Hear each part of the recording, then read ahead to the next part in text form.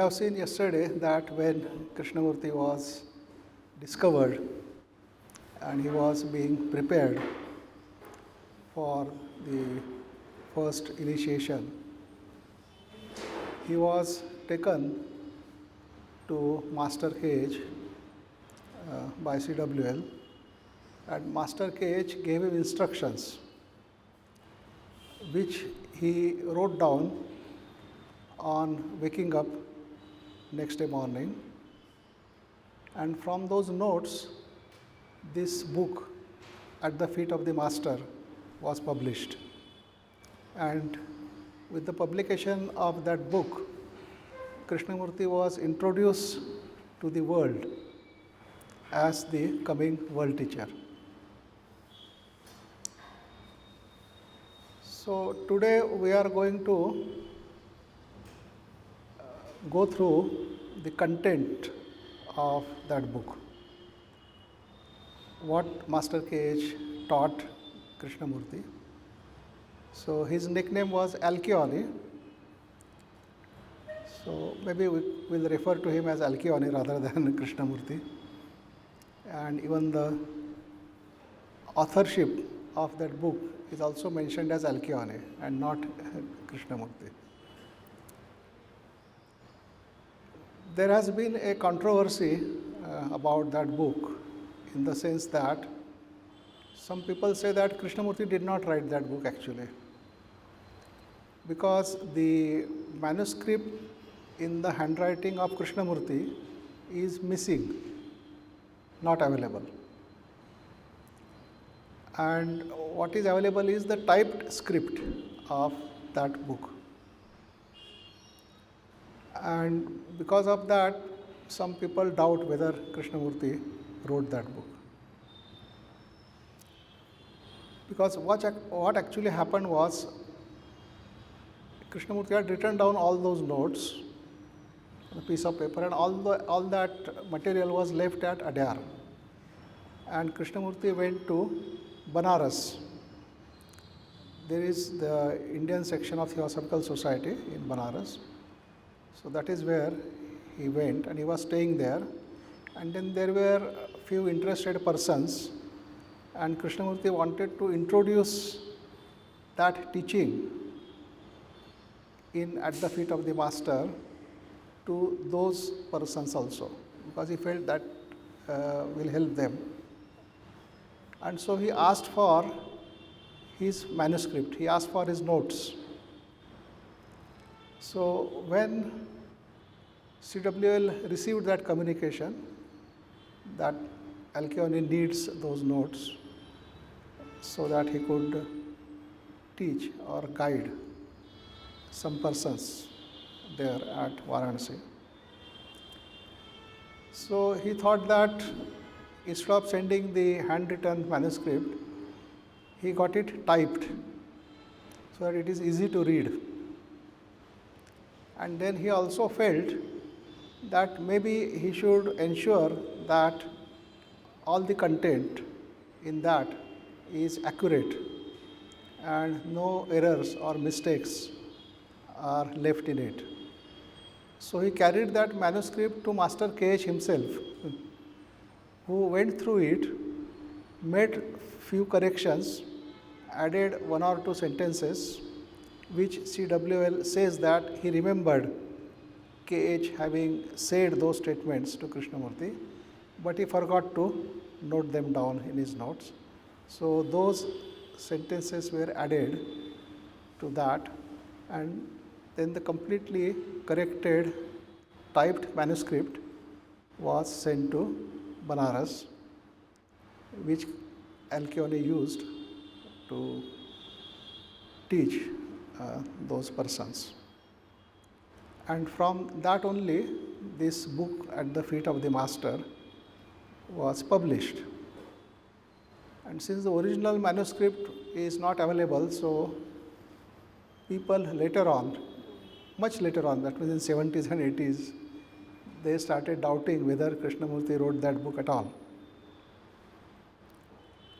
But there is another book which Krishnamurti wrote, which was titled as Education as Service. Now, Education as Service is a book which is based on the teachings given in the book At the Feet of the Master. So, if the content of At the Feet of the Master, if it is considered as the philosophy of life or the way of life, then with that way of life, what will be the education? In what way the child will be educated based on that way of life? And that he wrote in the form of another book called as Education as Service. And the handwritten manuscript of that is available. So, if the first book is not written by him, then why should he write the second book based on that first book? And the other interesting thing is that in the very introduction of that book At the Feet of the Master, in the very first line, Krishnamurti denies the authorship of that book. He says that these are not my words, these are the words of the master who taught me. So, he simply says that the authorship of that book actually goes to Master K.H. because those are his words. He taught me those things. So, in any case, in whatever way we may consider whether Krishnamurti actually wrote that book or whether Master K.H. wrote that book, but the content of that book, they are very interesting, very useful, and for the persons who keep on saying that Krishnamurti never tells you what to do, he never talks in terms of do's and don'ts, for those people, this book is a kind of gift, you can say, where he is clearly telling the reader in terms of do's and don'ts, what he should do, what he should not do, and so on. And therefore, serves as a very good guideline as to how one should conduct oneself in one's day-to-day life.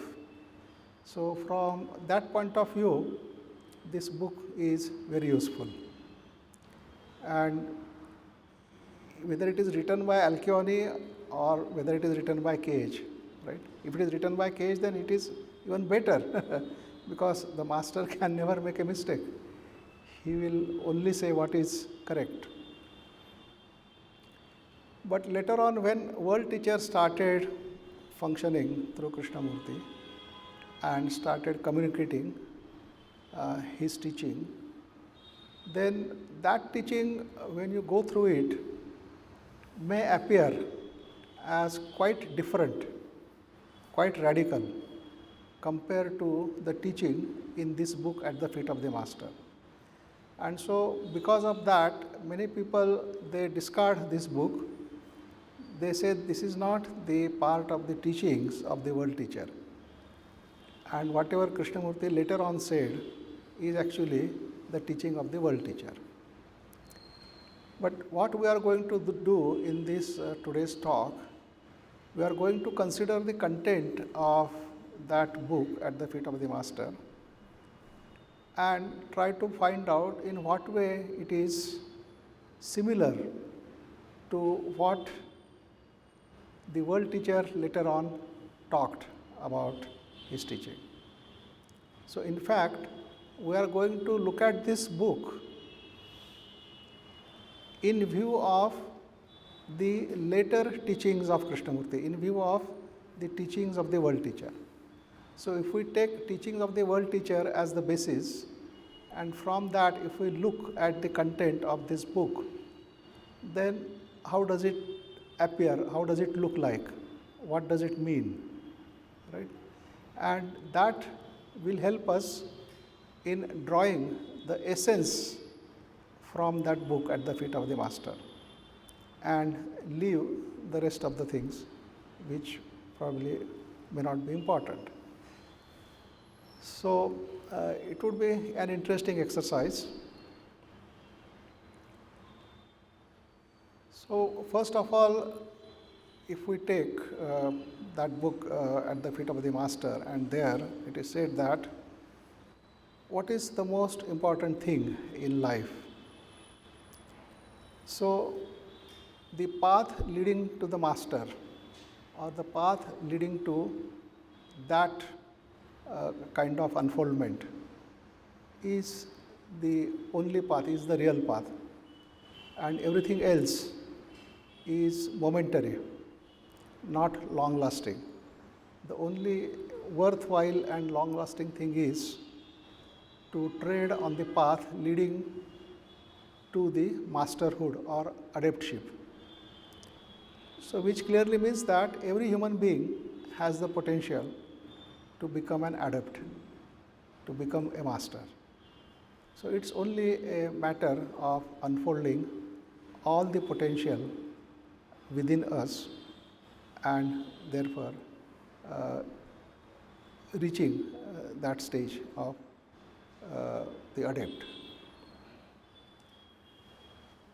Now, Krishnaji doesn't talk explicitly about masters, adepthood, and all those things. Right? He talks about the truth of life. And he says that the life lived for the truth of life is the only life worthwhile. Any other purpose of life is just a wastage of life. So, we do decide various purposes of our life and we live to achieve those purposes. But if they don't match the central purpose of each human being's life, which is to find the truth of life, then it is, he considers it as a wasted life, not a life worth living. So here, all that we have to do is living in order to come to that stage of adeptship, replace it with finding the truth of life. And then you will see that it falls in place at the feet of the master, the teachings in that. Then in that book, it gives 4 qualifications. The discrimination, desirelessness, good conduct, and love. And it explains further what these 4 qualifications mean and in what way one can implement them in one's life. And if one is able to live completely as per that, then one is ready for the first initiation. Then he could be initiated, he could get the first initiation. So, in this approach, you are supposed to live. That means there is a sense of deliberation. You know what is to be done and you have to do it because you want to get there. Now, if we look at this from the point of view of the later teachings of Krishnamurti, that the teaching of the world teacher, he will say that that is just one more type of becoming. You are trying to become something, and becoming is the self-centered activity. And therefore, it will not be different than any other self-centered activity. So, you have just added one more activity to your various activities. But the approach of the world teacher is based on understanding.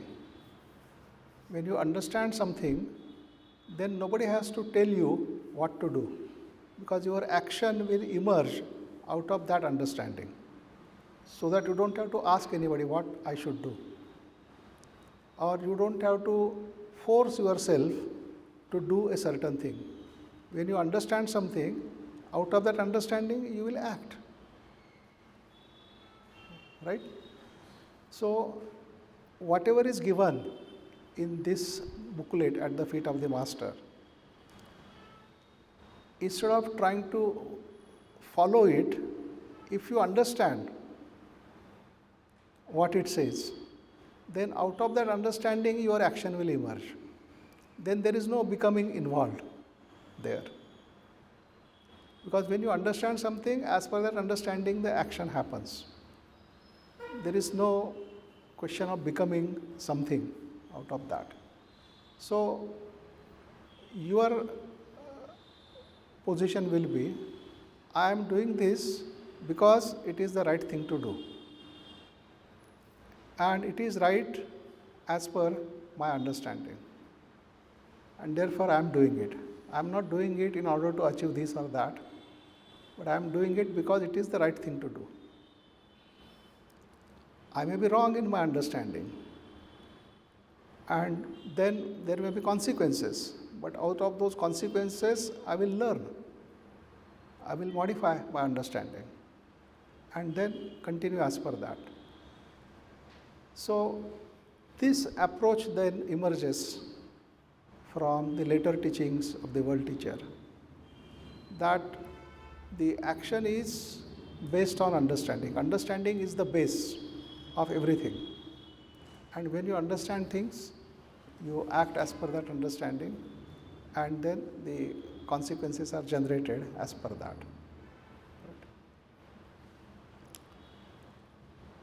Then the very first thing that is talked about in that book is the discrimination. That is, what is right, what is not right, what is important, what is not important, and even among the important things, what is more important and what is less important. That kind of thing. I mean, you have to be able to decipher that.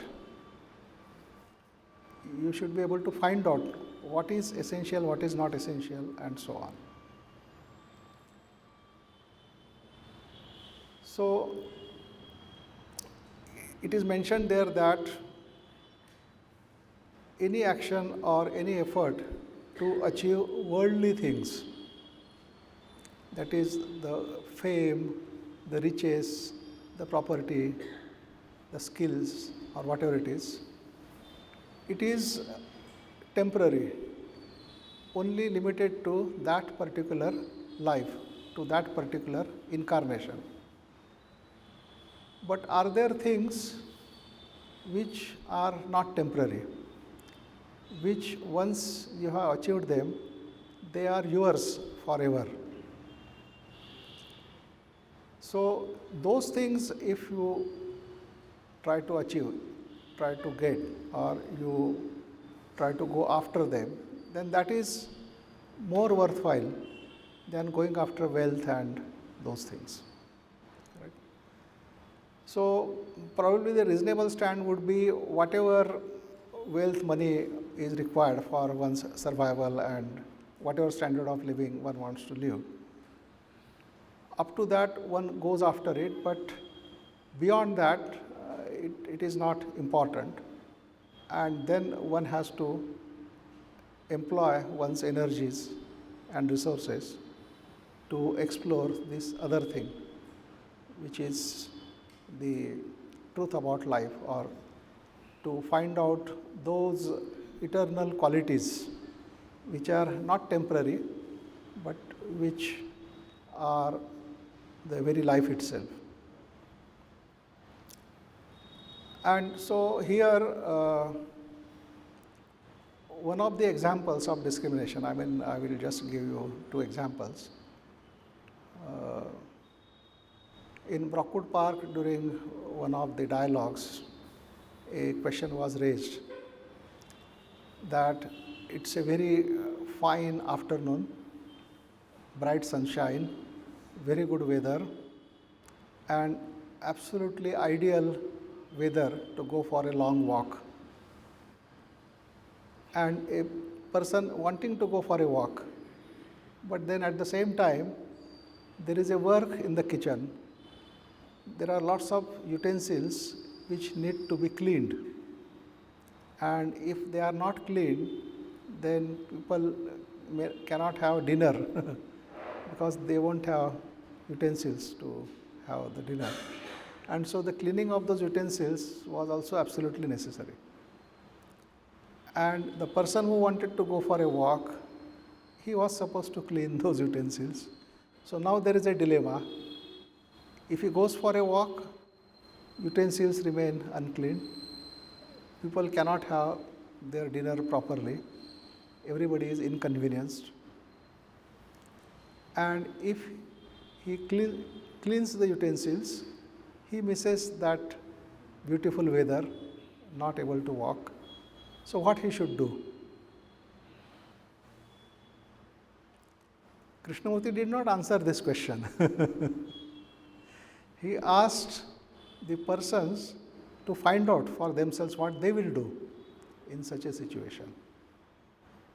Now, that is where this discrimination comes into picture. That means, how will you discriminate between these two possibilities, which one to take? Right?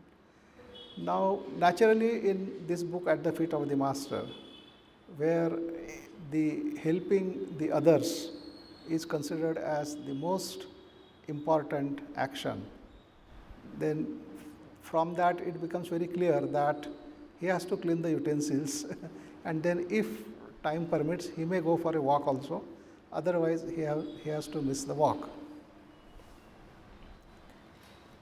So that is one situation where we can see that discrimination, how it functions or how it has to.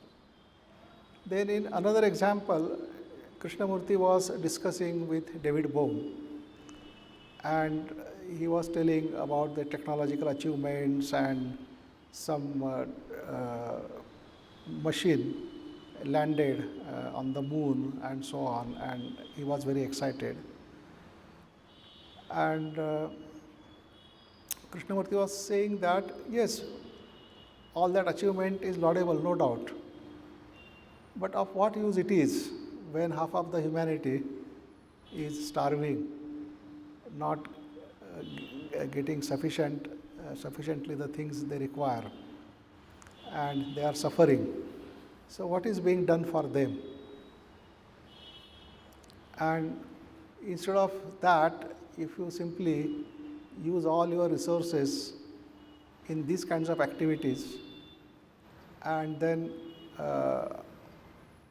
say how great human beings are, how capable they are and so on, and yet half of the humanity is suffering, so then of what use it is? So here again the discrimination, what is important and what is less important. And so that way I think in our life also we have to discriminate, and in fact we have to find out what is essential and what is not that essential, and whatever essential, that we have to do first. Even with respect to knowledge, it is mentioned in that eventually you may have all the knowledge with you, but as long as you can't have all the knowledge, it is better that you have that knowledge which is more useful in helping others, rather than having the other knowledge which is not useful at all in helping others. And so in that way one has to discriminate. So to find out what is the right thing and what is not the right thing, to find out what is the correct response to a given situation, I mean, that is what Krishnamurti has been pointing out later on, and that in a different way has been pointed out in this book also, At the Feet of the Master. Then the second thing that is talked about in this book is the desirelessness. And Krishnamurti in his teachings has also talked extensively about desire. What is desire and why is it necessary that the desire should end?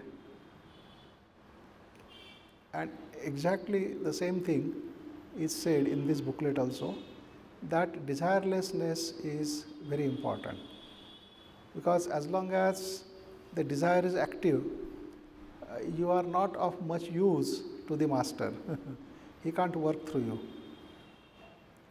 So, in a way, what we can say is that as long as the desire is active in one's life, one may not be able to inquire into the truth about life.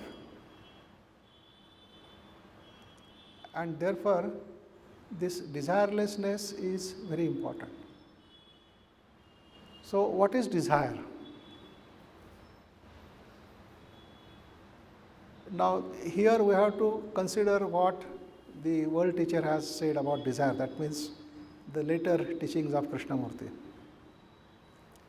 And he has in details explained how the desire arises.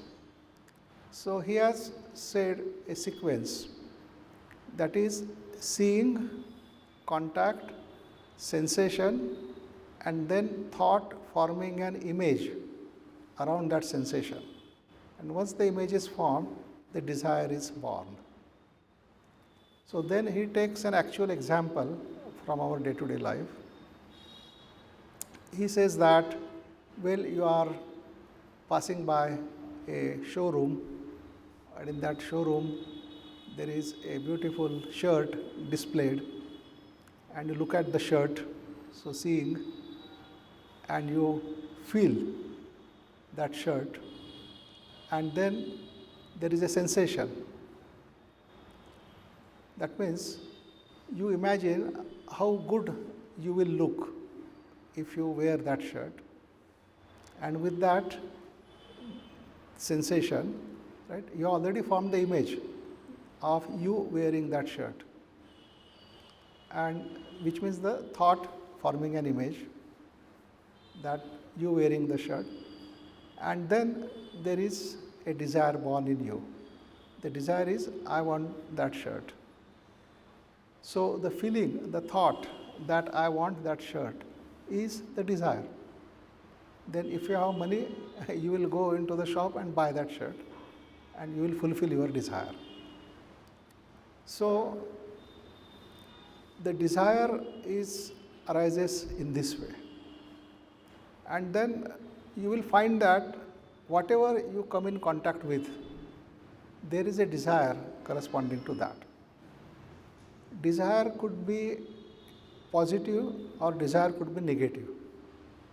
Negative in the sense that certain things you don't like, therefore you want to avoid it, you want to move away from it. So, wanting to avoid it is again a desire, but that desire is away from the object of desire, because it makes you move away from the object of your desire. Therefore, we say it's a negative desire.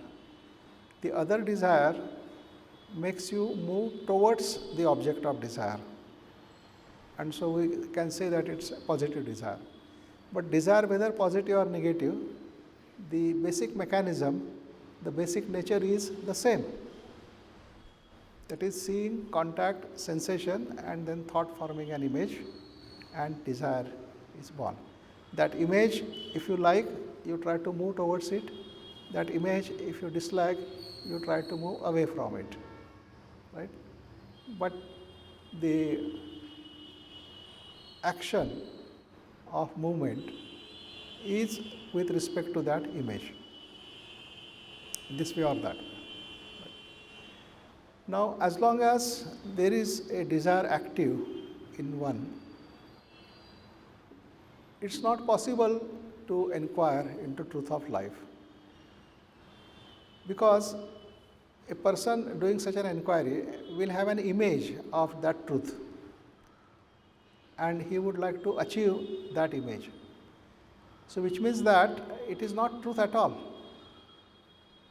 It is the truth imagined by that person, projected in the form of desire, and then running after it in order to achieve it. And when it achieves it, it says that yes, I have found the truth. But then the nature of desire is such that whenever the goal of the desire is achieved, the desire already is active in finding out another goal. It has to keep on moving. Desire has to keep on moving. So, achieving a goal is not the end of desire, because that movement will project another goal and will be busy in achieving it, and then the third goal, and this kind of process will go on. So, we can see actually in our life, was there any state of desirelessness in our life, or we were also busy achieving the goal of our desire, and after achieving that going after another goal and another goal, and so constantly we are trying to achieve something or other. And if we are doing that, then how are we going to come upon the truth about life? Because even that so-called truth will be our own projection according to our likes and dislikes, and we may derive satisfaction by achieving that projection, but then it is like deceiving oneself.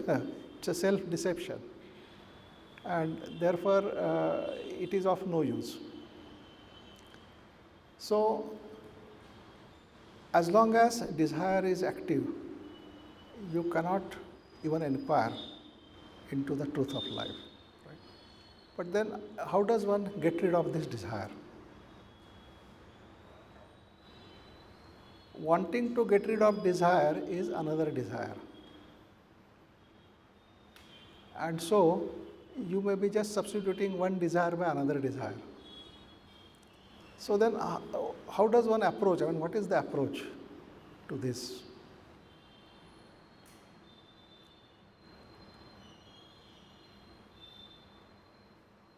You see what exactly is happening. Seeing, contact, sensation. All this is very natural. It has to happen. If no sensation arises in us, then we may be as good as dead, inanimate. The sensation has to arise. But why is it necessary for the thought to create an image around that sensation? Is it necessary for the thought to create an image around that sensation?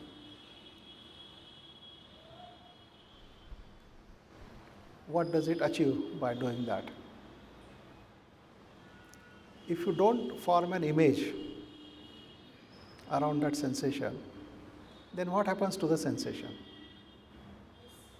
Sensation arises, it subsides. It will remain there for a while, it will subside. If it subsides, fine. Where is the need for forming an image around that sensation? So, which means that when thought identifies itself with the sensation, the desire is born. If thought doesn't identify itself with the sensation, just remains quiet, that means you feel a sensation in yourself, but you don't think about it. You just observe it, you just be with it, but don't think about it. Then the sensation remains for a while and subsides, and no desire is born. Right? So, if one can live in that way, where no desire is born, so that is the state of desirelessness. So, you don't have to kill the desire, you don't have to deliberately practice something or other in order to become desireless, right? But by simply understanding the whole mechanism of desire and at correct point, not letting the thought interfere, right? The desire is taken care of, no more desire. So, the book At the Feet of the Master talks about the desire, but the world teacher points out how that desirelessness is possible through his later teachings. And once that is there, then that energy of sensation, right, that energy of sensation becomes the energy of your life. Because you see, what happens is, when the sensation is identified with by thought, then the energy of that sensation becomes the energy of that image which the thought has produced. And all that energy then is the energy of the movement of that desire in order to achieve that object of desire. And therefore, you are losing that energy. And for the inquiry into the truth about life, you need energy. Without energy, you can't inquire. And so, when the desire does not arise, the energy of sensation is available for your inquiry. And then inquiry can move in a very significant way. So that is about the desirelessness. Then the book talks about the good conduct, and in that good conduct, 6 points are mentioned.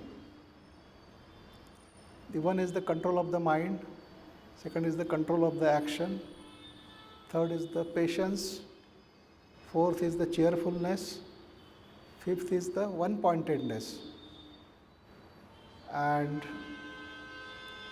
what is the sixth one? Confidence. Right?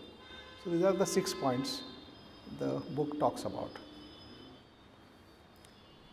Now, control of the mind. Now, this expression is not acceptable to the world teacher, because the controller is the controlled. The one who will try to control the mind is not different from what he is trying to control, and therefore there is a duality and resulting in conflict. So that is not the approach. Then controlling the action. So there again, the control is not acceptable here. So whatever you try to control, you are not different from that, because that is part of yourself. And so a different approach is required. And patience. Patience, the world teacher talks about, yes, one needs to have immense patience. In fact, there is a statement by Krishnaji which says, love has infinite patience. Love has infinite patience. Well, there is no limit to the patience. And cheerfulness is the proper state of mind. If our state of mind is disturbed, then through a disturbed state of mind, truth cannot function. The intelligence cannot function. It's like the agitated surface of water which cannot reflect the surrounding. It's only when the water is placid, completely still, the surrounding is reflected exactly as it is. So, if our state of mind is agitated, then truth cannot function through it. And in the way it is said in that book, At the Feet of the Master, they say that then the master cannot work through you. If your mind is agitated, then you are no longer available for the master. So if master wants to do some work through you, he won't be able to do that, because you are simply not available. You are in agitated state of mind. And therefore, the importance of the cheerfulness. But now you can't be deliberately cheerful, you see. I mean, you must have seen that in our life, how our moods they change, how sometimes we feel elated, how sometimes we feel depressed or frustrated, and all this, our moods they keep on swinging. And when you are in a depleted state of energy, then even our effort to be cheerful uh, appears as very poor, very helpless. I mean, you can't be cheerful, and so on. So, then what is the approach of the world teacher towards this? So, he will say that forget about the cheerfulness of the mind. Don't think how to make it cheerful, right? But find out what is disturbing it. And if you are able to identify the elements which are disturbing your state of mind, then you work on those elements, eliminate them, and when you eliminate them, then there is nothing left to disturb your state of mind, then it is in natural quiet state. So, this is quite a different approach. And then if you ask how to eliminate these factors, these elements which disturb the mind, right? Now, if you deliberately will try to eliminate them, then you are in that same trap where the eliminator is the eliminated. And so, that approach is not valid there again, which means that the only approach possible is to observe those disturbing elements, be with them, observe them, and out of that observation, right, those elements they will subside, they will retreat, and then the mind is quiet or in a proper state. Right? But that needs a lot of patience. To remain with what you don't like really needs patience. I mean, I have something arisen in me which I don't like. I can't do anything about it. I have to just remain with it, observe it, watch it. Right? Now, how do I remain with it when there is intense dislike in me about that, right? Which means that how painful, how uncomfortable it will be for me to remain with that which is disliked by me. And yet one has to have a patience, because that strong dislike is the reaction of the ego, the me, who has defined its own likes and dislikes, and therefore wants to escape, wants to move away from it. And yet there has to be an observation, which means that one has to remain with that in spite of all this. And if one is able to remain with that, one will find that it subsides. It's no longer there. And so, again, that is the approach towards all these disturbing elements which disturb our state of mind. So, you see here, the approach is quite the other way. I mean, it's not that you simply attack your enemy and finish him because the enemy is not different from you. The thing which you want to finish is not different from you. And therefore, that approach is not valid here. And so, through watchfulness, you don't feed that which is working against you. That means all its lifelines are blocked, doesn't receive any more life through you, and therefore then it has to subside, it has to retreat, and then you don't have to do anything to be free of it. So that is the approach. And confidence means when you understand things, out of that understanding the confidence arises, in the sense that you know what exactly it is, what needs to be done, how it is to be handled, and then you do that, and that's the end of it. That means then there is no sense of uncertainty, there is no sense of insecurity associated with it, and that is possible only when there is this confidence. Now in that book, of course, it is the confidence that is talked about is the confidence in the masters.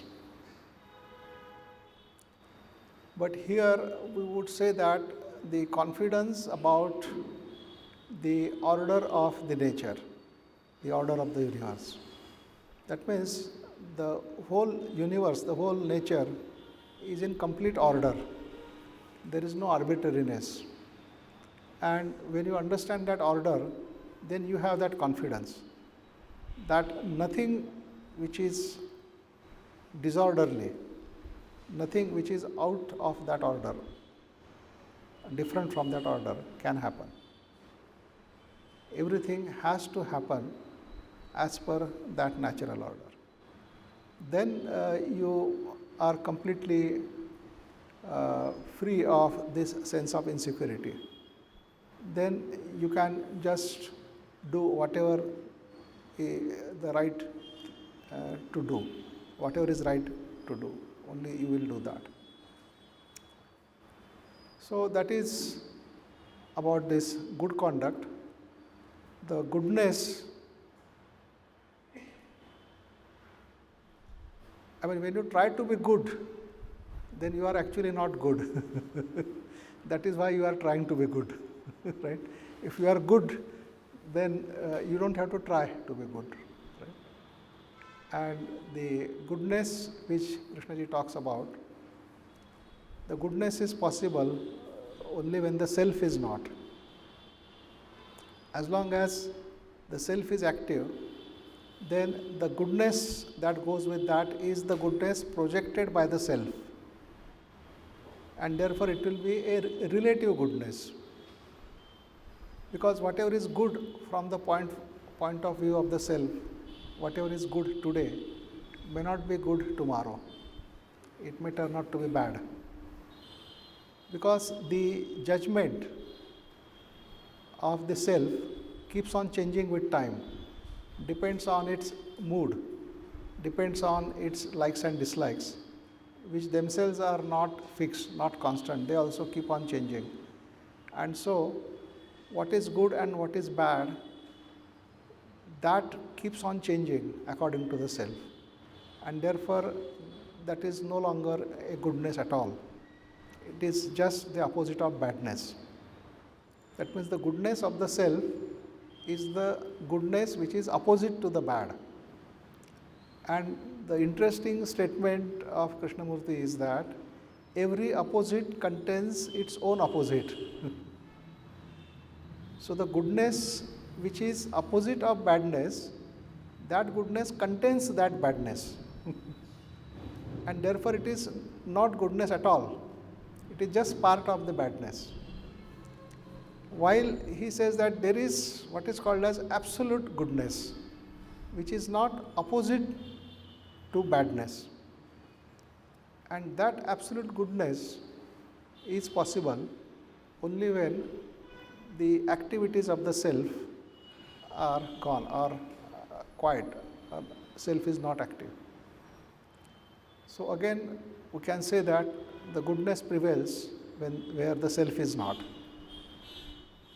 And that goodness is the absolute goodness, not opposite of badness.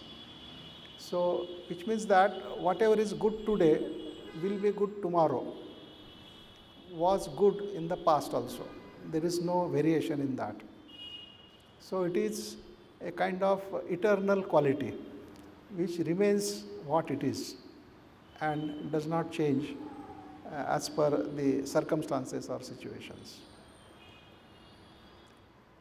So, that is about good conduct. And the fourth one they talk about is the love. Now, here we can see that the view of the master in this book and the view of the world teacher later on, they exactly coincide. Because here in this book, At the Feet of the Master, they say that the master says that out of all these four qualifications, love is the most important one. If you have all the three qualifications, but if you do not have love, then those three qualifications are not enough. They will be always insufficient. But if you do not have those three qualifications and you have only love, then that one qualification of love will make it possible for you to acquire all the remaining three qualifications. That means the qualification of love alone is the most important. If you have that, you don't have to worry about the remaining three, because that one qualification of love will enable you to achieve all the remaining three. But if you have only the remaining three and don't have love, then those three don't mean much. Then you are missing quite a lot. Later on, Krishnamurti, as the world teacher, he says that if you have love, then any action you do out of that state of love will be always right. And if you do not have love, then any action you do will be always wrong. He says if you have love, you have everything. If you do not have that, then you have nothing. Right? So, then what is love? Naturally, that question arises. If love is such an important quality, such an important factor, then one has to understand what is love. Now, even in this book, At the Feet of the Master doesn't talk about the usual kind of love which we know about. The kind of love we are aware of, the kind of love we know, the kind of love we experience in our life. He is not talking about that love. And in fact, Krishnamurti says that that is not love at all. When Krishnamurti talks about love, he says desire is not love. Attachment is not love. Love is not memory. Love is not sensation. So whatever we consider as love, he negates all that. He says that is not love. And then what is love? He says that when you negate all these things, then you may come upon the real love. What is love? But now the difficulty is that we do not understand what he means by negation. Right? He says attachment is not love. Right? So we agree. Well, okay, we agree that attachment is not love. Then he says desire is not love. We agree. So whatever he says, we agree. Now after all that agreement, have we got that love? No. So then what is the use of that agreement? And he says that you have to negate all that which is not love. Only then you can come upon what is truly love. Right? So then what does negation mean? Negation doesn't mean just to agree with what he is saying, because agreement or disagreement merely remains at the intellectual level, not part of your life, right? So, what then negation means? If love is not attachment, right, then you have to negate attachment completely. Now, what does that mean? Negating attachment completely means you are no more attached to anything in your life. When you are no more attached to anything in your life, then one can say that you have negated attachment completely. That means attachment has no place in your life. When you negate desire, then there is no longer any desire in your life. It's finished. So that is what negation is. And so now you can see what kind of work is involved in all this. Can one eliminate attachment completely from one's life? So then one will be in two minds. Should I end the attachment or shouldn't I? What will happen if I am no longer attached to my son? Will my son listen to me? If I am not attached to my wife, will she like it?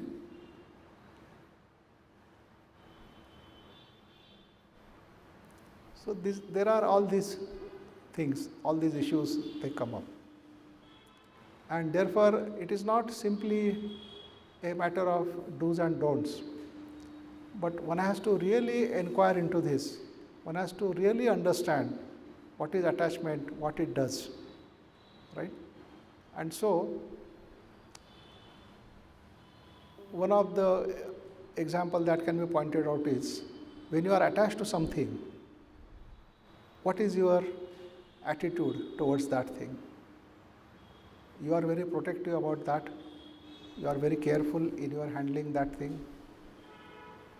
You don't like anybody to take it away from you or possess it. You are tremendously protective about it, right? But if you are not attached to something, then what is your attitude towards that? Your attitude is casual, you are not protective about it. If anything happens to it, you are not much bothered, not perturbed. You say, well, doesn't matter, right? So there are these two attitudes. One is the attitude due to attachment, other is the attitude due to detachment, right? Now, what is required is here that after negating the attachment, still have the same attitude. The attitude of protection, the attitude of caring, all those things. So there is no change in that, but the attachment is gone. That is the real negation. It's not killing the attachment. If you kill the attachment, then you will be in the state of detachment, which means that then you will be indifferent to that person. And when you are indifferent, then you are not protective. There is almost then no relationship with that person. So we don't want to destroy that relationship. All that we are saying is that the sense of attachment has to go. Now, why it should go?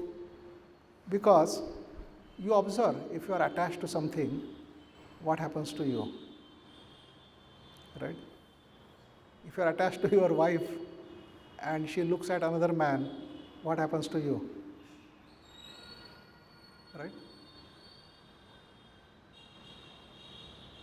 If you are attached to something and that something is taken away from you, what do you feel? So attachment leads to suffering. Attachment creates a bond, a bondage. When you are attached to something, it is as if you are tied to it. And any effort to free yourself from it, either painful, or if you are able to free yourself from it, it results in detachment, indifference.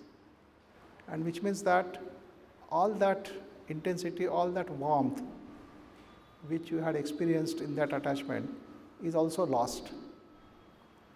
But what here we are saying is that you don't lose all that. So you remain in the same way careful, protective, with all the warmth towards that person, towards that object, and yet not be attached. Which means that that other person has full freedom to be what he or she is. But if you are attached, then that other person doesn't have freedom, because it has to conform with your attachment. Which means that that lady should not look at another man, that lady should not talk to another person, right? She should not do these things. She should be behaving with you in this way only. She has to meet all your expectations. That means she has no life of her own. She has to live the life of your imagination, your expectation. So that is the nature of attachment. That is what the possessiveness is. When you are possessive about somebody or something, then this is how you behave. But when there is no attachment, the other person is completely free to live his life in his own way. And yet, you have that warmth, you have that relationship with that person. So it's a relationship based on freedom. Because you are not attached, you are also free. You are not bound to that person.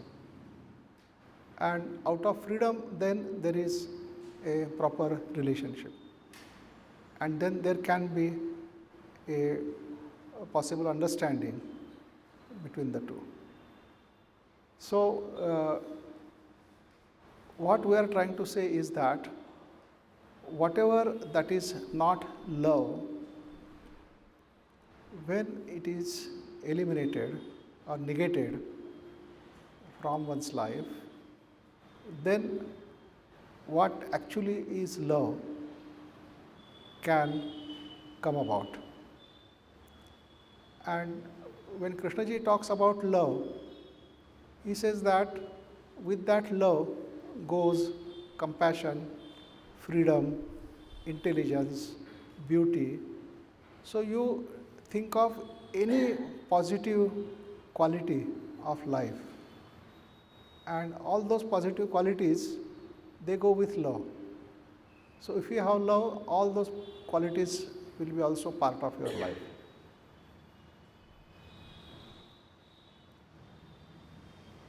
And then there are further depths to that love. I mean, the ultimate statement which Krishnaji made in his dialogue with David Bohm, even David Bohm was taken aback when Krishnaji said, all this universe exists because of love. So, it was very difficult for a scientist like David Bohm to understand how can these galaxies and stars and all these things, do they exist because of love?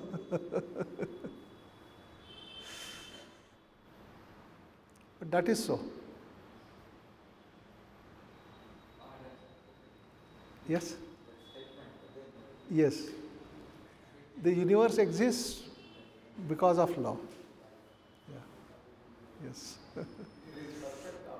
Yeah, perfect order. Yes. Yeah.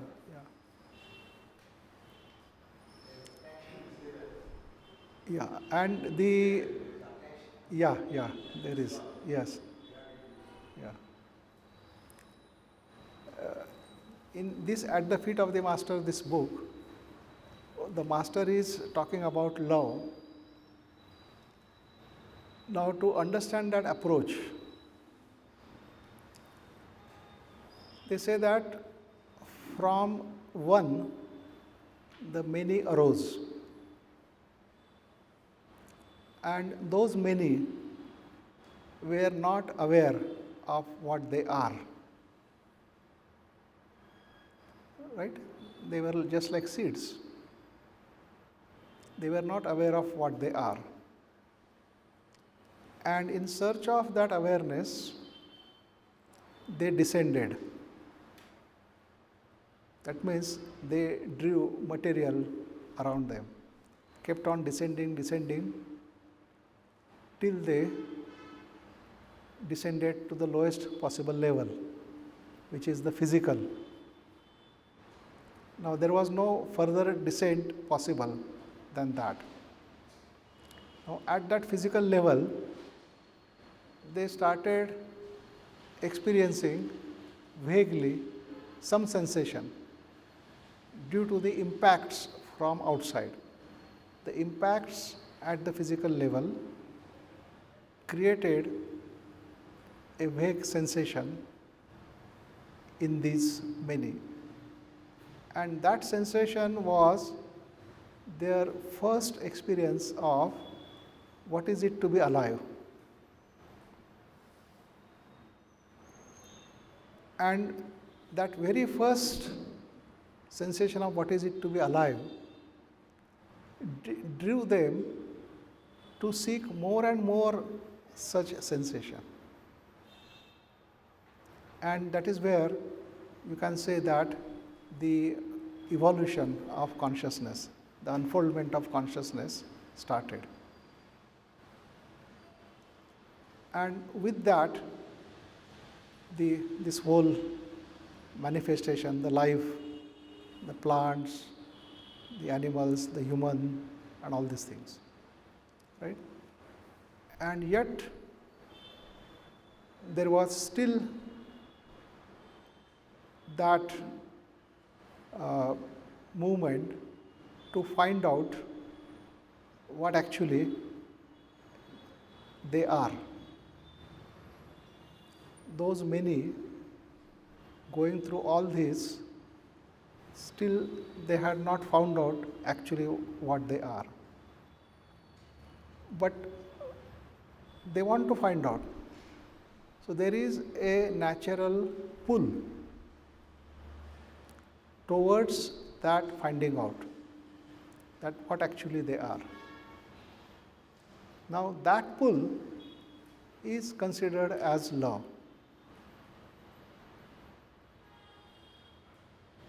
So that love, that pull will keep them moving towards their origin, from where they originated. When they originated, they did not know what they were or what they are. But when they will reach back there, they will be fully aware of what they are, with all their potential unfolded and all the possibilities that existed in them fully expressed. So that is, they say, is the movement of life. And whatever sustains that movement is this love.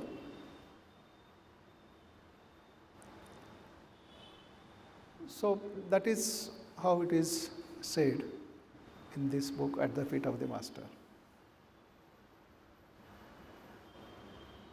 So I think we have almost, there are many further details.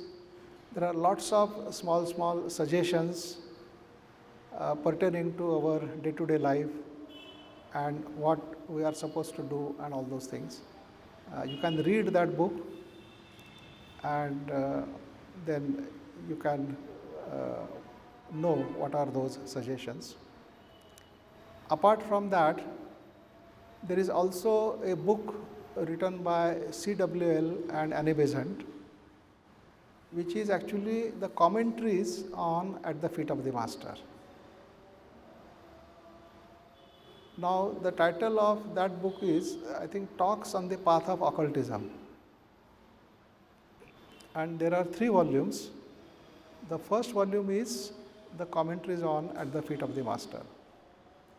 So, where in the light of all the theosophical knowledge, they have interpreted what the Master is saying in that book. So, if you find necessary, you can also refer to that book and read it, right? But the approach, I think, has to be the approach based on the teachings of the world teacher. Then you will be able to correctly understand it. Otherwise, you may end up in concluding something, forming some fixed ideas, and then getting caught up in that. So, I think I will stop at this point and invite questions from you, if there are any questions. So, you can ask questions about whatever we have talked today or whatever we had talked yesterday also. So, you are welcome to ask questions. Yes.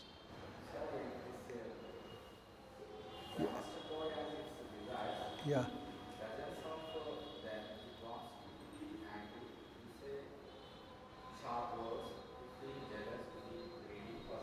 Yes. Yes. Yes. Yes. Yes. That's right. Yeah, he has described the nature of the astral body. Because according to Theosophy, we have several bodies, the physical, the astral, the mental. And most of the emotions and psychological reactions, they arise in the astral body. And what he is saying is that the astral body always wants sensations, always wants excitement, and therefore it will try to make you jealous, it will try to make you react in a certain way, and if you succumb to it, then the astral body has achieved its object.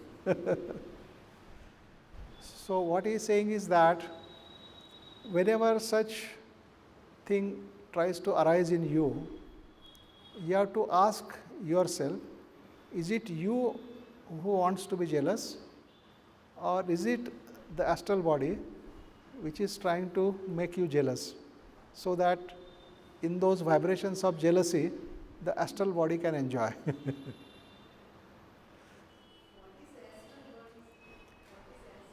Yeah, astral body is a subtle body which every human being has. In fact, see, the theosophical picture is that, and that is also very much similar to our traditional picture where we talk about saptalokas and all those things. So, 7 worlds. So, the world where we are living is the physical world. Then there are 6 more worlds. So, the next world is astral world, which in our tradition is called as Bhuvarloka. So, Bhuloka is the physical, Bhuvarlok is the astral, right? And then Swargalok is the mental. So, that is the mental world, and like that there are 7 worlds.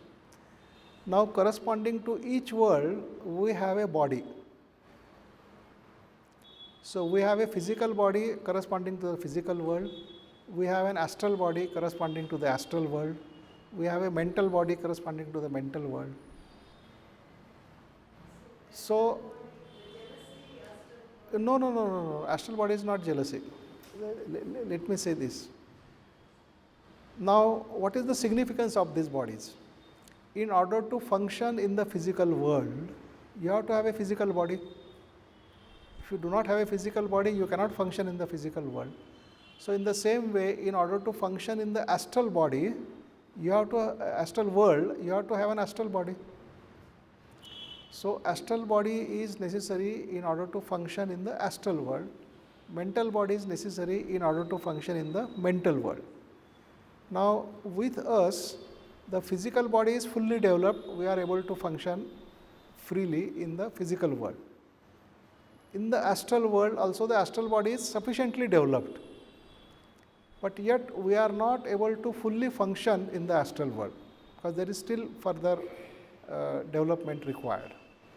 And mental body is not developed to the extent where we can independently use it as a body to function in the mental world. So, which means that our present stage is that we are able to fully function at the physical level in the physical world. We are partially able to work in the astral world. We are not able to work independently in the mental world, right?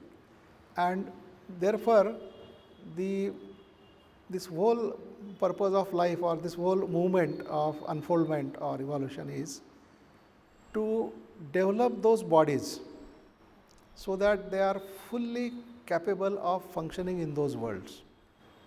When the astral body is fully functional in the astral world, then you don't need to come to the physical world at all. You can function in the astral world fully and live the life there. And the life in the astral world is much freer compared to the life in the physical world. Because in the physical world, you need food, you need shelter, you need all those things, right? In the astral world, you don't need any of those things. You don't need shelter, you don't need food, so you don't have to work for the food. So, in the astral world, you can do exactly whatever you want to do. You want to learn music, you want to do this, you can do just that. You don't have to worry about your livelihood and how you will survive and all these things, not at all required. So, the life in the astral world is much free compared to the physical. And when you go to higher world mental, then it is even far more free than the life on the astral world, right? And so, this journey goes on as one lives. So, what we say is that just as the sensations arise in the physical body through the nervous system, the nerves, right? Similarly, the feelings, they arise in the astral body, in the astral matter. Feelings they arise in the astral body. And so, if I feel jealous, then that feeling of jealousy is the sensation in the astral body. So, does that mean that the astral body means only jealousy? It does not mean that. Because if it means that, then it will amount to saying that the sensation in the physical body is the physical body.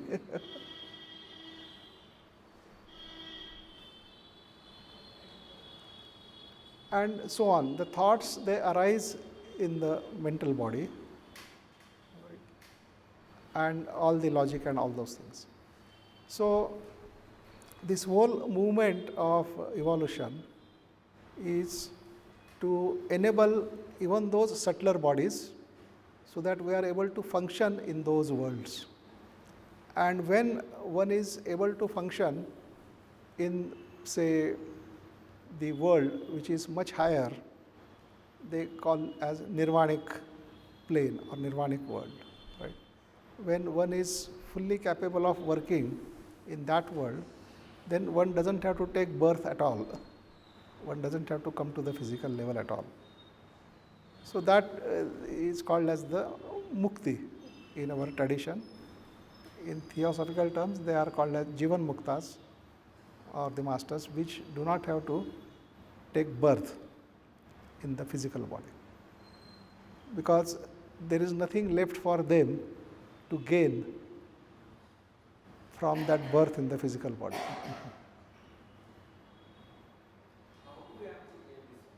Pardon? The astral body has its desires. Yes. So, desires, they arise in the astral body. So, now you don't have to think in terms of astral body. You can watch the desire and understand it, and then the desire is no longer there. So, actually what happens is that when through your observation all these psychological reactions get eliminated, they are subsided, right? Then the astral body becomes pure, it is purified. And this purified astral body then is capable of receiving the higher things. Now, love is not at the level of astral body. Because if love comes at the level of astral body, then it is just an emotion, just a feeling. But love is not emotion, right? So, when the astral body is completely pure, not agitated with its own movement, still, then there is a possibility of that love, which is at much higher plane, that can then descend. And when it expresses through the astral body, naturally that will become an emotion. But that emotion will be a completely different emotion than what the astral body generates out of its own activity. Whatever emotion the astral body generates out of its own activity, that emotion is modifiable, changeable due to external impacts. But whatever emotion arises from that in the astral body, that emotion is not changeable from external impacts. It remains what it is not changeable. And so, if we say that that is love, then love remains as love, doesn't become hate. But if it is the love of the astral body due to the activity of the astral body, then that love can change into hate. And that is what happens. I mean, we consider attachment as love, the feel-good factor. When somebody has fallen in love, there is a feel-good factors about that. I mean, one feels very good. When one remembers things about that person, one feels very elated, one feels very nice, emotion. But all that is due to the activity of the astral body. And that feel-good factor remains for some time. But then externally something happens. That means that person leaves you, goes away, right? Then what happens to that feel-good factor? Then it becomes a feel-bad factor. And that love turns into hate. But if it is the emotion coming from that genuine love, then it remains what it is. It doesn't become hate. Then it is what it is. So that is the difference. So Krishna ji in his teachings also he has said that when that thing operates in your life, then completely different kinds of emotions they arise in you, which are totally different than the usual emotions which arise. And as you go more into it, you will find that the frequency of arising of these emotions increases, and the duration for which these emotions stay, that also expands as you keep on moving into it. So, yeah, mental body is higher than astral, yes. No, there are further bodies. In fact, after mental body, there is the causal body. After causal body, there is the buddhic plane. Now, buddhic, yeah. So, there will be corresponding koshas. So, actually, in tradition, what it is said that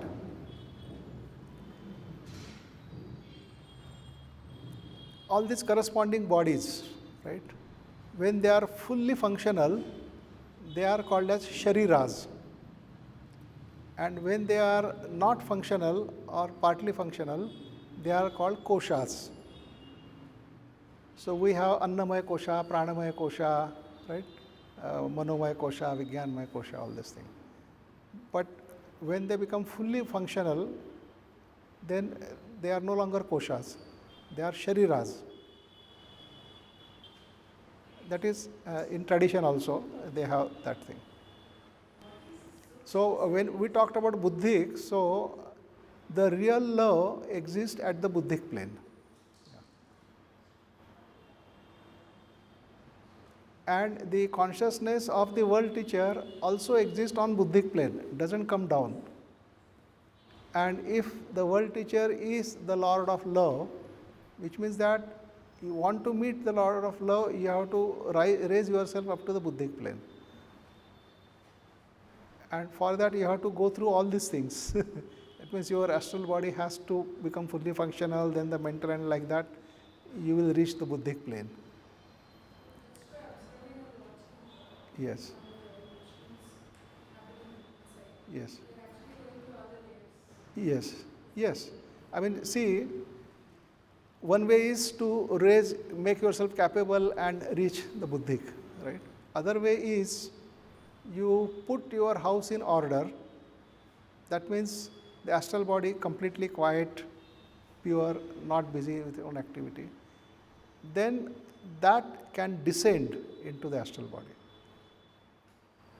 You don't have to raise yourself to that. I mean, even though your bodies are not fully developed, yet you can have touch of that love because you have put your house in order. Yes, yes. Whenever we deal with people, these emotions will trigger us. Yes, Emotions and yes, sentiments. yes. So how can you No, then you have to watch when they are triggered, because you see, we have such a lot of psychological content stored in our brain which keeps on reacting to the inputs from the environment. Like say somebody calls me a fool, which is an input from the environment. To that, a reaction arises in me. A reaction of dislike for that person, a reaction which makes me say, oh, you are a bigger fool, and so on, right? So, whenever such a reaction arises, that reaction is the agitation in the astral body. The astral body is agitated. When astral body is agitated, no higher emotions can manifest in it. how we have to silence this? Yeah, so what we are supposed to do is, when there is an input from the environment, and with that input there is a reaction arising in us. Now, can one watch that reaction? Just watching, not trying to do anything about it, right? Just being with it. Not even reacting to it in terms of likes or dislikes and all those things. Just letting it, whatever it is, but just being watchful, being aware of it, right? Then you will find that that reaction will stay for a duration of time, and then it will subside. When it subsides, the astral body is quiet again. You don't have to do anything. But instead of that, if you try to do something about it, you are going to create further turbulence in the astral body due to your activity. And which means that instead of the astral body restoring its quietude, it is being further disturbed. And that disturbance will produce additional psychological content, which will then again be responding to the inputs from the environment. Yeah, so that is what actually happens, and therefore this is what is required. And there is another thing, you may say that, well, although I am watching this reaction that is arising, but as I am watching, the thoughts are also arising in my mind, which are talking about what that reaction, all these things, right? So in that case, watch those thoughts also. Don't try to suppress them, don't try to do anything about them, watch them also. And while watching those thoughts, if further arises, watch that also. That means the watching has to continue, watching has to move through all this, whatever that is arising.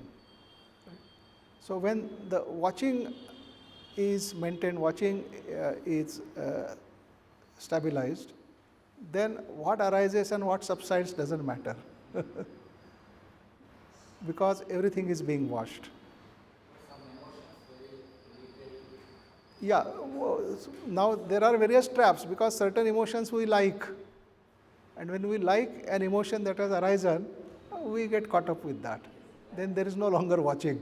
We go with that, and that emotion does whatever it can do to us. And then after, when we lose all that or we come out of that, then we say, oh, what happened to my watching? So then again, I'm back to my business of watching. But it will keep on happening like that. At some point of time, one has to say that, well, howsoever I may like that emotion, right? Yet I have to be watchful about it. Dislike Yeah. situations also hard, sir, to overcome. No, dislike means you will try to move away from that emotion, which means that again you are not watching it. So in either case, whether you like or dislike, in either case you are not watching. You are moving either away or getting caught up with. And in both the cases, that is what it is. So in fact, in tradition also there is a concept of Maya. So how the Maya functions, that Maya first attacks your discrimination. You are no longer able to discriminate. Then that Maya makes you feel that that is what you want and therefore you go with it. And then after going through all that and all these things, when you arrive at the consequences and those consequences are not acceptable to you because they are painful, there is suffering, right?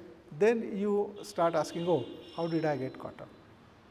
And then when you may trace back, then you may say, oh, this is where I made a mistake, right? And therefore you may decide that next time I will not make such a mistake. But when next time comes, right, the attraction, the temptation for that getting into that emotion is so intense, so high, that you will say that I don't mind getting caught up with it again because it gives me great pleasure. And so one is again caught up in that, and it will go on like that until maybe. Yeah. I mean, people will go through the same kind of thing n number of times. Yeah. Yeah, understanding in the sense, if you understand, then maybe that will break that cycle. Then you will no longer be caught up in that. But as long as getting caught up in it is pleasurable to you, you will say, I don't mind. I want pleasure after all in my life. And so you will keep on doing that. Yes, yes, yes, yes. We have the memories, yes.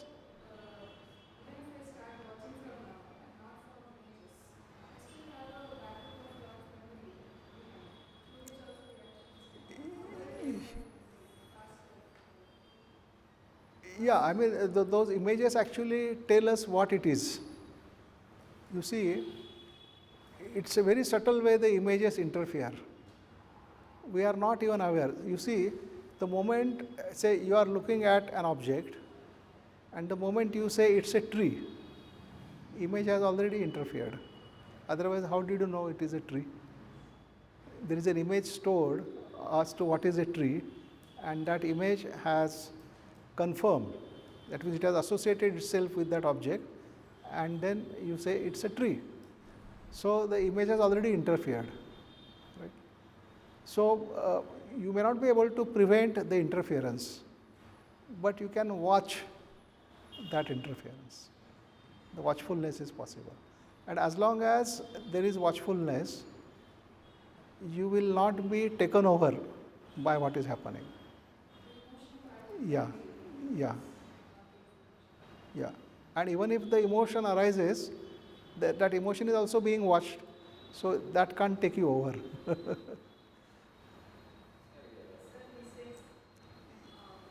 Yeah, yeah. Yes,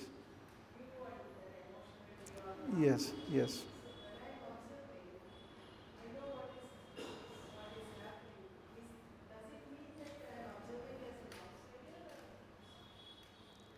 Yeah, I mean, if we are naming what we are observing, then we are observing from outside. Because the entity who is naming it, it's still separate, different from what it is naming. And therefore it is watching from outside. But when you are watching from within, there is no naming, there is only that. There is no you who is watching, but there is only that. Yeah.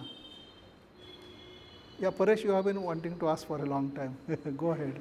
Yes, Yeah. sir. So yesterday we were talking about Altheon and various reincarnations. Yeah. So there, I wanted to know what reincarnation is in the light of Krishnamurti's teachings, because content of consciousness is one, and once a person grows, content of consciousness becomes forms Yeah. again, Yeah. Yeah. and there is a being. But once he dies, he again go to the Yeah. he dies. I don't think once again someone gets one, the same content comes again. You can't pick and say this is the same person. So how can you say this? Yeah. So this is the last question we will take because the time is also getting over, and of course we have 7 more sessions to discuss lots of things. So this question is about the reincarnation and Krishnamurti, what he has said about his teaching. But Krishnamurti doesn't talk about reincarnation. Right? He talks about the content of consciousness and so on. So what here we are going to do in response to that question is consider what Krishnamurti has to say, and based on that we move towards what is the theosophical explanation or what theosophy is. And then maybe we will get a complete picture of what it could be. Now we are saying what it could be because we are not in a position to verify it. We don't have the resources to verify all these things. But what we are saying is that the persons who have verified it, they have recorded all their observations and all those things. Like say CWL and Annie Besant, they have actually observed all these things. They have recorded all their observations and they have explained based on their observations what actually is happening, right? So what we are going to do is we are going to start from what Krishnamurti has to say and then move towards what these people have said, combine both the things and get the complete picture. And that we can say is that more or less a reasonable picture on the basis of which we can work. It's a workable picture. It's not something imaginary, something fictitious, something theoretical which may be true or may not be true. Not like that. But a picture on the basis of which you can actually work, actually take decision and see where they lead you to. Right? So now what Krishnaji is saying is that the consciousness is made up of its content. So when I am conscious of something, there is a corresponding content in me, right, which is awakened, and therefore I become conscious of that. So the consciousness is made up of its content, right. Then he says that when the physical body dies, the content of consciousness continues. And he says that the individual consciousness is part of the total human consciousness. There is what is called as the totality of human consciousness. And the individual consciousness is part of this total human consciousness. And therefore, whatever is the content of this individual consciousness is already a part of the totality of human consciousness. Right? Now, totality of human consciousness exists even when the individual has passed away. Right? It's not that a person has died and the whole human consciousness has come to an end. It's not, doesn't happen. The totality of human consciousness continues. And if the totality of human consciousness continues, then the content of this individual consciousness, right, which is already a part of the total human consciousness, that also continues. So now the physical body is gone, but the content of consciousness continues. Now, what is this content of consciousness? It is all the psychological accumulation that individual has done by way of living his life. He lived a life. In that life, he interacted with the environment. Through that interaction with the environment, he gathered a lot of psychological content, which he stored, and that psychological content became his identity. Right? So, when that psychological content continues as the part of the totality of human consciousness, it continues with its identity. Yeah, it continues with its identity because you see, the content of your consciousness is your identity. Is your identity separate or different from that content? It is not. That content itself is your identity, that is what you are, right? So, when that content continues, that means your identity continues, which means that if X is a person, right, then that X continues even after the death of the physical body, because that identity continues, that content with its identity continues. So, the X continues as a part of that totality of human consciousness.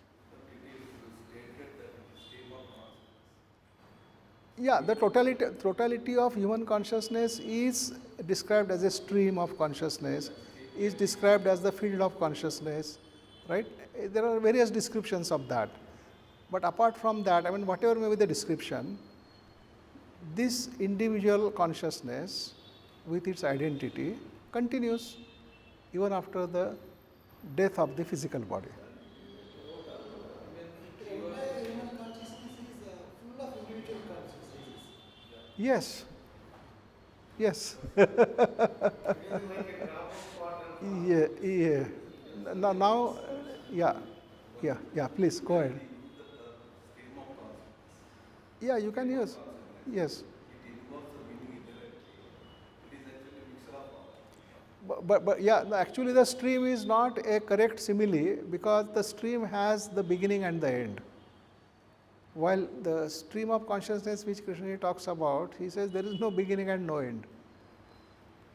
Because end means the totality of human consciousness coming to an end, not possible. So, yeah, Jiva, yeah. No, now you may have certain ideas with you, you may try to attach those with whatever we are saying, but let me move further in this.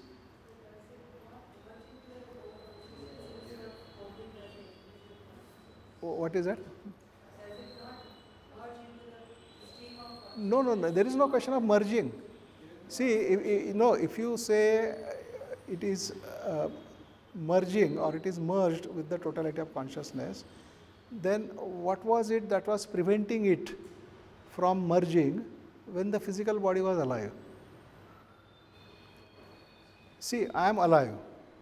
There is a content of consciousness of me which I am identified with, and that content of consciousness is my identity, right? Now, is my identity completely merged with the rest of the human consciousness?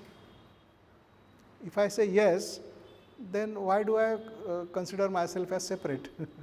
Why do I say that, no, I am separate, I am different than you? I am not you. As long as you are in the body, you are different. No. No, you see, just being in the body doesn't separate the consciousness. because this consciousness is not fixed. There are constantly inputs and outputs. Things are entering, things are going out. So the content of consciousness is all the time in a movement. It's not a fixed, rigid entity, right? So it is completely. So some content is entering there, finding its place, settling there. Some content is no longer of your interest, it is going out, and so on. So even though it is all within the physical body, there is no impenetrable boundary there. Things are moving freely. So in that case, do you say that your consciousness is completely merged with the totality of human consciousness? Still you don't say. Because the identity. That content of consciousness is my identity. Now, who is saying that it is my identity?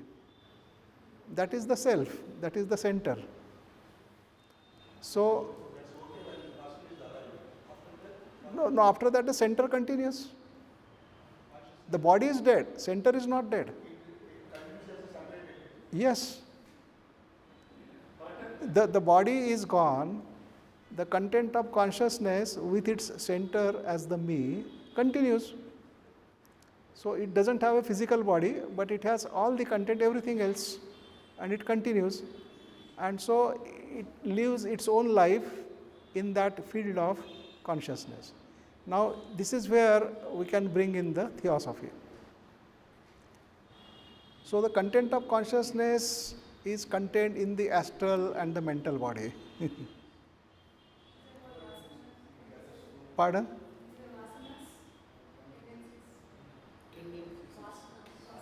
Vasanas, yeah. Vasanas are the sensations in the astral body. Yes, they are the sensations in the astral body. So, which means that now instead of living in the physical world, the person is now living in the astral world. And when the astral body dies, he lives in the mental world. When the mental body also dies, right, he goes to the causal world. Right? Now, in causal world is the maximum reach of the normal human being as he exists today, because he hasn't developed the buddhic vehicle at all. Right? So what happens that at the causal level, he will continue to live, and the movement going further will continue till he is able to be conscious, till he is able to be awake at the causal plane, right? So beyond that point, he is not capable of being awake. So what happens is that he starts becoming unconscious. When he tries to go further, he becomes unconscious. That means he is no more awake. When he is no more awake, then there is no point in living at the causal level, right? So then he has to move in the direction where he will be awake again. So his return journey starts. Then he starts descending, coming back. So he returns from that point, he is coming back, then he will gather mental matter around him. He will come further down, will gather astral matter around him, right? And then he has to further descend to the physical. So then the human beings, the couple, will provide the physical body to that person, and he will be born into that family as their child with that physical body. And so his next life begins there as a new human being. But new only as far as the physical body is concerned, the astral body is concerned, the mental body is concerned, they are all new. But the content is the same old. So it's the same wine in the new bottle. And so with all those tendencies, with all those things which he had in his previous, with all that he is returning to the new body, and he is going to make the same mess even in that new body also, by way of living in the same way. And so the interesting point in all this description is this, why Krishnamurti was not interested in the death of the physical body and the continuation of life beyond the physical body? Because he saw that the physical death is not going to change human beings psychologically, is not capable of mutation, psychological mutation. Even when the physical body dies, the psychological content will continue and will not, the physical death will not bring about any change in the psychological content. That means there will be no psychological freedom. The human being will continue in the same bondage, and therefore he may have n number of reincarnations, and yet he psychologically he will continue as a bonded entity, no freedom. And therefore, then what is the importance of this physical death and continuation of life beyond the physical death? No importance at all. So he said, don't bother about that. Then he introduced what he called as the psychological death. So psychological death means being alive in the physical body, can you end all that psychological content? Completely end. And that is the psychological death. And it's only the psychological death which can bring about that psychological mutation, which can bring about the psychological change. And therefore he said that that is what is important. And when after the psychological death, then whatever is your being, your existence, that is your new life, a life completely free from any psychological content, any psychological restrictions. Right? It will be a life in total freedom, and that is the, so which means that you are reborn into a complete freedom, right?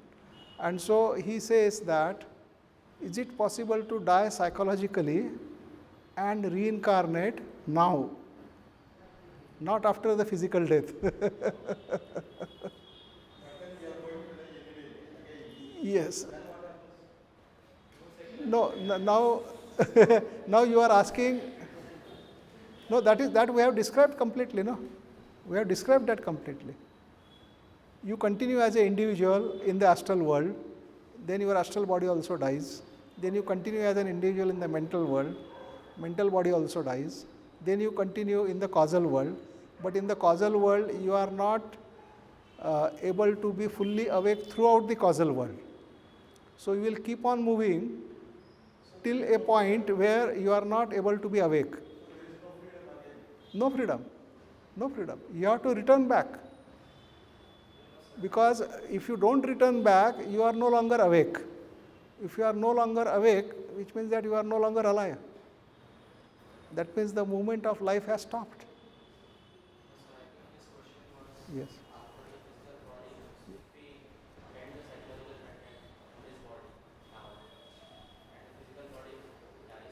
Oh, you are asking that when the psychological content has completely ended, then what happens to such a person when his physical body dies? Is that what you are asking? Right? Then whatever that lives through that physical body, right? What I am trying to say is that when the psychological content has completely ended, right? Then what is it that is living in that body? The body is still alive. What is it that is living? So whatever that is living, that will continue even after the death of the physical body. Yes, yes, yes. All those things, it will happen. But the interesting thing that happens here is that with the psychological death, the qualities from the Buddhic plane can manifest. And so this person then is able to reach up to the Buddhic plane after his physical death. Right? So, No, no, he will go through all this thing, but he doesn't have to stay there. He will straight away go to that. Yeah. Yeah. I mean, when you are capable of living on the Buddhic plane, why should you waste your time in living in the astral and mental and all this thing? Right? Nobody will like to do that. Yes. Yeah, he will take birth. Because there is actually much more content. What you have done is you have ended the content in the present body, right? But there is what is called as sanchit, there is prarabdha, right? So yeah, all those things, and also there is such a thing as the unfolding the potential, right? You have ended the psychological content. Doesn't mean that you have completely unfolded your potential. And for the unfolding of that potential, if it is required that you have to take birth, the birth will happen, and that will happen. It's only when the human being is perfected with all his potential fully flowered and unfolded and all those things, right? There is nothing further to be unfolded by coming into these lower worlds, right? Only at that time he is not required to take any birth in the lower thing. Sanchit must become zero. Yeah, Sanchit has to become zero. So mutation means only prarabdha is gone. Yeah. But then your response to Sanchit is different. Once you are able to eliminate prarabdha in this way, right, then you know the approach. So then Sanchit is not a problem for you. You are just quietly waiting, letting the Sanchit also work itself out. You are not adding anything to it, right? And you are going in whatever is the right way with your life. Right? Pardon? Teaching also? Yeah, I mean, yeah, that is a possibility that whatever we are hearing from Krishnamurti, we may be making a psychological content out of that. That actually can happen. And when it becomes a psychological content, then it is just like any other content. Then such a person doesn't have any particular advantage. Then he is not different from the person who has not read Krishnamurti. Yeah.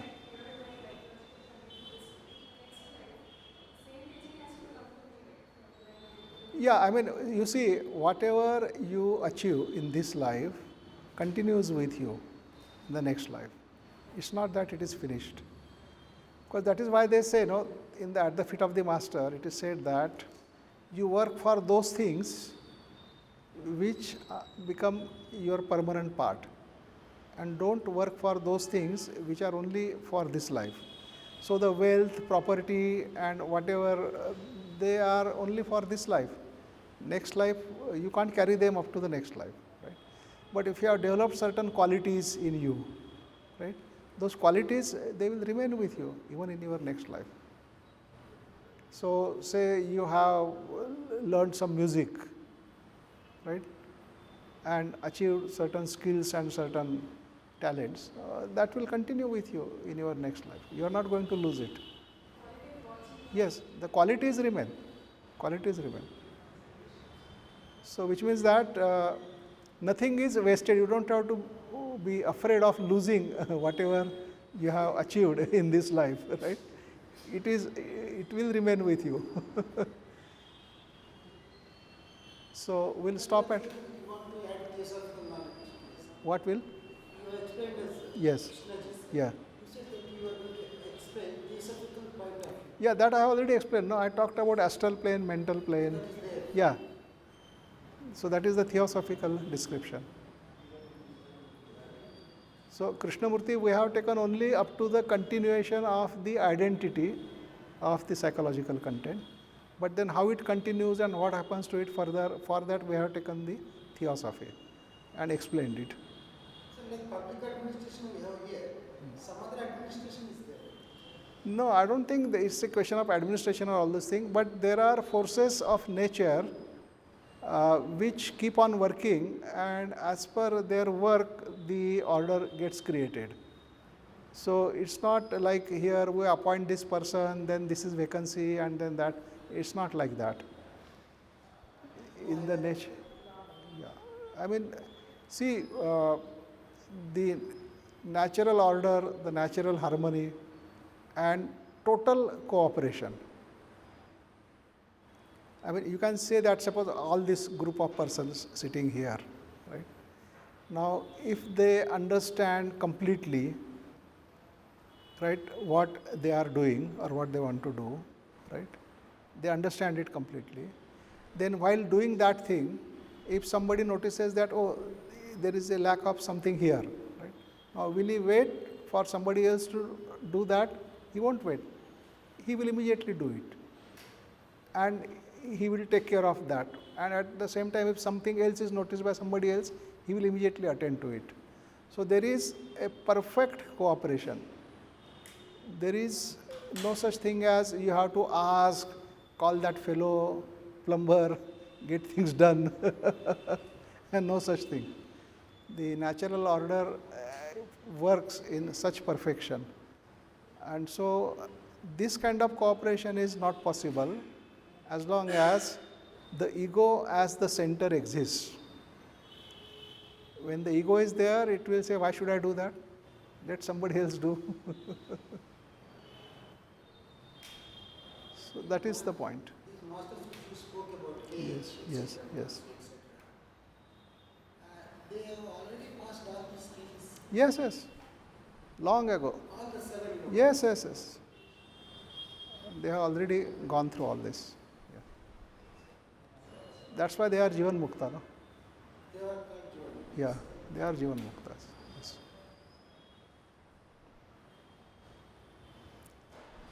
And it is the fate or the future of every human being. He will come to that stage sometime or other. So it's not something special only for them, but that is the potential of every human being. And so that's why Krishnamurti also says that he is not somebody special. He is not a freak. But whatever he has done is possible for everybody. Therefore, his teaching is for everybody. It's universal. It's not for selected few. Some thousands of masters of this individual type are working in that. Why thousands? Even much more. And not only our solar system, the universe, so many solar systems are there, the galaxies and all these things. So life is not an exception. Life is a normal existence. Life is a normal phenomenon in universe. But the science, because they are unable to find out other living beings, so they are treating it as an exception, that life exists only on earth, nowhere else. Right? Now, that doesn't sound logical, because of all these billions of galaxies, each containing billions of stars, each star containing its own system of planets, right? Now, with all such existence, how do you say that life exists only on this small earth of this particular solar system? It doesn't sound logical at all.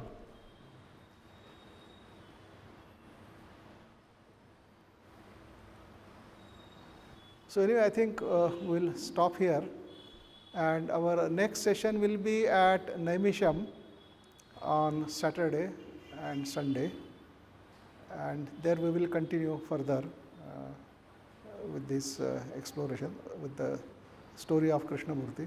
Yeah. Today we don't feel like moving. Oh yeah, no, it's okay, but we have to move.